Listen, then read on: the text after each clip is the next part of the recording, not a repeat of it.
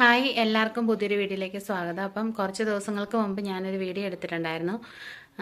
എൻ്റെ അനിയത്തിക്ക് ഒലിവിയ ഡിസൈൻസിൽ നിന്നുണ്ടായ അനുഭവം എന്നൊക്കെ പറഞ്ഞുകൊണ്ടുള്ളൊരു വീഡിയോ. അത് ഞാൻ വിചാരിച്ചത് കുറച്ച് 10-50 പേരെ കാണത്തുള്ളൂ, എന്നാലും എനിക്കുണ്ടായൊരു ഞങ്ങളുടെ ഫാമിലിയിലുണ്ടായൊരു അനുഭവം എല്ലാവരുമായിട്ട് ഷെയർ ചെയ്യാമെന്നാണ്. പക്ഷേ ആ വീഡിയോ നന്നായിട്ട് 2 ലക്ഷം പേരൊക്കെ കണ്ടിട്ടുണ്ടായിരുന്നു. അപ്പം ഞാനാണെങ്കിൽ ആ വീഡിയോയിൽ കൊടുത്തിരുന്ന തംബ്നെയിൽ ഒലിവിയ ഡിസൈൻസിൽ അവരുടെ തംബ്നെയിലൊക്കെ കൊടുത്തിട്ടുണ്ടായിരുന്നു. അങ്ങനെ ഒലിവിയ ഡിസൈൻസിൽ അവർ എനിക്കൊരു സ്ട്രൈക്ക് തന്നിട്ടുണ്ടായിരുന്നു. എനിക്കതിൽ വലിയ വിഷമമൊന്നുമില്ല, ചാനൽ പോയാലും കുഴപ്പമൊന്നുമില്ല. കാരണം ഞാൻ എൻ്റെ ചാനലിന് വേണ്ടിയും വ്യൂസിന് വേണ്ടിയല്ല ഞാനിങ്ങനെ ഒരു വീഡിയോ എടുത്തത്. ഇങ്ങനെ ഒരു അനുഭവം ഉണ്ടായപ്പം മറ്റുള്ളവരിലോട്ട് ഒന്ന് അറിയിച്ചതേ ഉള്ളൂ. അവിടെ ഇനി ഇങ്ങനെ ആരും ജോലിക്ക് പോകരുതല്ലോ എന്ന് ഓർത്തിട്ട് മാത്രം അങ്ങനെ ഒരു വീഡിയോ ഇട്ടതാണ്. അപ്പോൾ എനിക്ക് ഒരു സ്ട്രൈക്കൊക്കെ കിട്ടിയിട്ടുണ്ടായിരുന്നു. ഇങ്ങനെ അവരുടെ തംബ്നെയിൽ ഇട്ടതിനാണ് എനിക്ക് സ്ട്രൈക്ക് കിട്ടിയിട്ടുള്ളത്. അതൊരു 3 മാസം കഴിയുമ്പോൾ ഒരു സ്ട്രൈക്ക് കിട്ടിയിട്ടുള്ളത്, ഒരു 3 മാസം കഴിയുമ്പം പോകുമെന്നാണ് പറയുന്നത്. പിന്നെ ചാനലും മൊത്തത്തിൽ പോയാൽ എനിക്ക് വലിയ വിഷമമൊന്നുമില്ല. ഞാനിങ്ങനെ ചുമ്മാ പിള്ളേരുടെയൊക്കെ എന്തെങ്കിലും ഷോർട്സും കാര്യങ്ങളൊക്കെ ഇടാൻ വേണ്ടിയാണ് ഞാനൊരു ചാനൽ തുടങ്ങിയത്.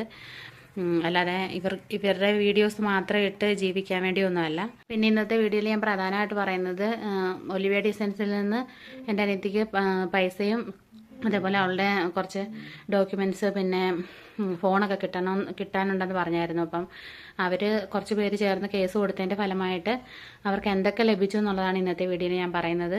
അപ്പം അവർക്ക് പൈസ ഒന്നും അവർ കൊടുത്തിട്ടില്ല, ഫോണും കുറച്ച് ഡോക്യുമെൻറ്റ്സും മാത്രമേ കൊടുത്തിട്ടുള്ളൂ. അത് പോലീസ് സ്റ്റേഷനിലാണ്, ഇവർ കൈപ്പറ്റിയിട്ടൊന്നുമില്ല.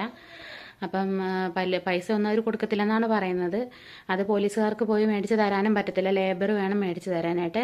ലേബർ ഓഫീസിൽ വിളിച്ചപ്പോൾ അവർ ചെന്നിട്ടുണ്ടായിരുന്നില്ല. അവരുടെ കൊച്ചിന് വയ്യാന്നും പറഞ്ഞിട്ട് അവർ ചെന്നിട്ടില്ലായിരുന്നു. വക്കീലിനെയാണ് വിട്ടത്. അതുകൊണ്ട് അവർക്ക് കൊടുക്കാനുള്ള പൈസയൊന്നും അവർ കൊടുത്തിട്ടില്ല.